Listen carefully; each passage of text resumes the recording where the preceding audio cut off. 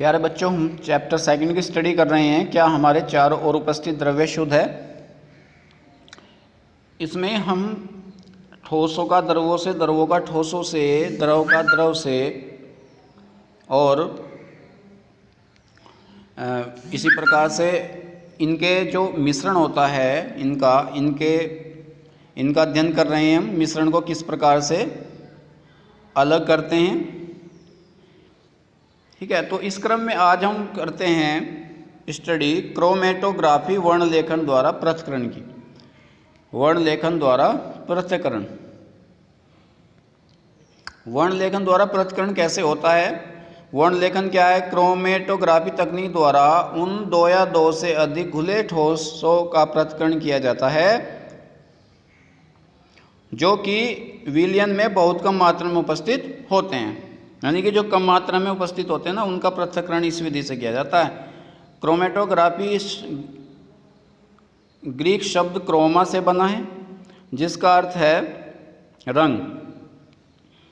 Chromatography वर्णलेखन कई प्रकार की होती है, परंतु कागज वर्णलेखन सबसे साधारण है। कागज क्रोमेटोग्राफी तकनीक का प्रयोग उन दो या दो से अधिक विलेय ठोस के लिए करते हैं जो समान विलयन में घुले हों, परंतु उनकी विलेयता अलग अलग हो। कुछ विलेय अधिक घुलते हैं तथा कुछ कम घुलते हैं। कागज क्रोमेटोग्राफी का उपयोग रंगहीन तथा रंगीन पदार्थ के पृथक्करण में हो सकता है। इसके लिए विशेष प्रकार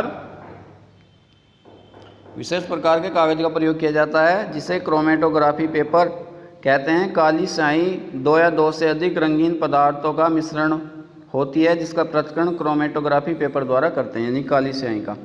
तो ये देखो यहाँ पर काली स्याही में उपस्थित डाई यानी ठोस घटकों का पृथक्करण, जो उसमें जो ठोस पदार्थ हैं, जिसके जैसे कि काले रंग की इंक है तो काला ठोस पदार्थ है, इसमें ब्लू कलर की है तो ब्लू कलर का है, जो उस प्रकार से उसको अलग करने के लिए।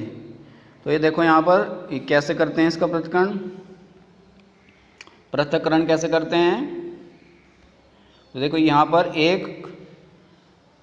क्या करते हैं, एक क्रोमेटोग्राफी कागज या छनक पत्र की पट्टी लेते हैं तथा इसके निचले सिरे से लगभग 3 सेंटीमीटर ऊपर पेंसिल से एक रेखा खींचते हैं। कितने सेंटीमीटर? 3 सेंटीमीटर ऊपर। अब इस क्रोमेटोग्राफी पेपर पर रेखा के बीच पानी में घुलनशील काली स्याही की एक बूंद रख देते हैं। अब इसे सूखने देते हैं।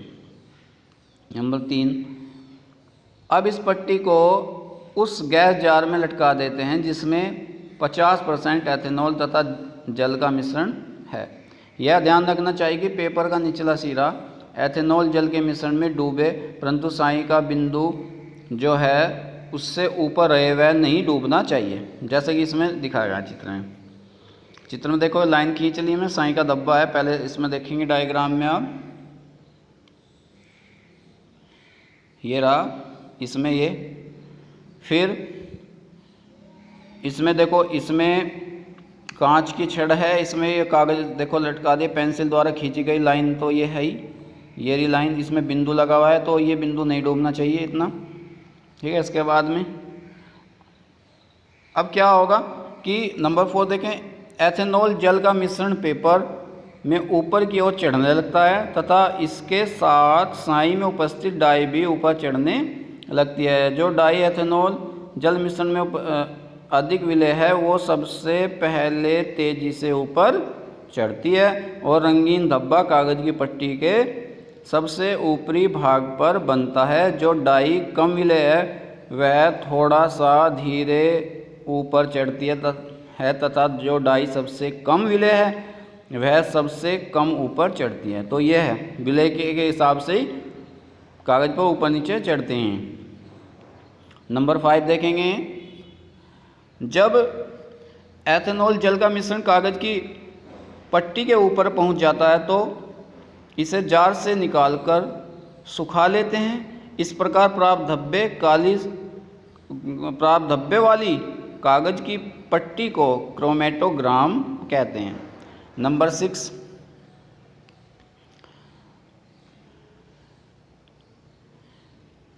अतः काली स्याही का उपयोग करने पर क्रोमेटोग्राम में 3 रंगीन धब्बे बनते हैं, अतः इस काली स्याही में 3 प्रकार की भिन्न डाई मिली हुई है।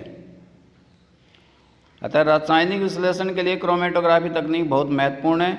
इसके मुख्य अनुप्रयोग निम्न प्रकार हैं। नंबर 1, यह विलयन से रंगीन घटकों को पृथक करने में। नंबर बी, रक्त में नशीले पदार्थों तथा विष आदि को पृथक करने में।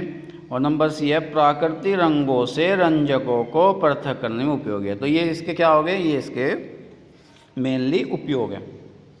इसके बाद नेक्स्ट वीडियो में हम आसवन द्वारा पृथक्करण की विधि पढ़ेंगे। आसवन द्वारा किस प्रकार से पृथक्करण करते हैं, कि यानी कि किसी द्रव को गर्म करके वाष्प में बदलना और इस वाष्प को ठंडा करके द्रव में बदलना आसवन कहलाता है। तो क्रोमेटोग्राफी आपके समझ में आ गई है। क्रोमेटोग्राफी में क्या है, एक पेपर है, क्रोमेटोग्राफी पेपर कहते हैं, उसे इस विलयन में डुबो देते हैं स्याही वाले में। तो विलेयता के आधार पर तो जो मिश्रण में ज़्यादा विलय है वो सबसे तेज़ी से ऊपर चढ़ती है, और जो कम विलय है वो सबसे नीचे कागज़ में चढ़ती है स्याही।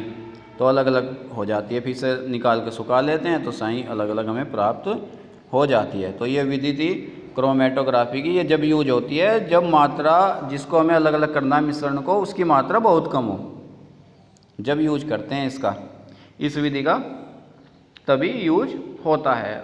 और दूसरी विधियों का जब ज़्यादा मात्रा में सामग्री, तो और विधियों का जो इससे पहले हमने स्टडी किया है, जो बाद में करेंगे, तो उन विधियों का इसमें प्रयोग करते हैं। ये प्रयोग जब होगा जब जो मिश्रण है और वो बहुत ही मिश्रण जो है मूल्यवान है, वो द्रव बहुत मूल्यवान है, उसमें अशुद्धियाँ हैं या 2 पदार्थ मिले हुए हैं बहुत कम कम मात्रा में है, तो इस विधि का प्रयोग किया जाता है। लेटेस्ट तकनीक है, आजकल इसी विधि का यूज होता है।